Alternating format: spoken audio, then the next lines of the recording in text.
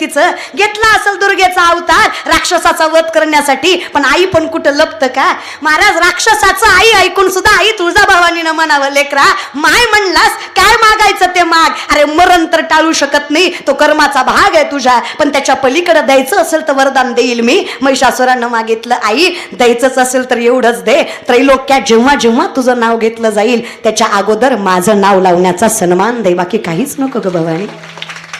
काय म्हणतो आपण तिला?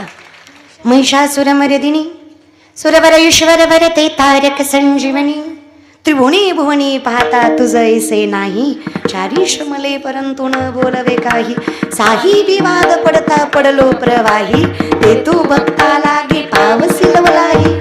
लवकर पावतेस की ग, शेवटी आई आहेस की ग.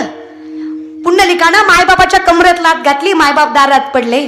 वाईट वाटलं बापाला, शेवटी विचारलं बायकोला, का ग रक्ताचं दूध करून पाजलंच गेला? प्रत्येक मंदिराची पायरी याच्यासाठी जी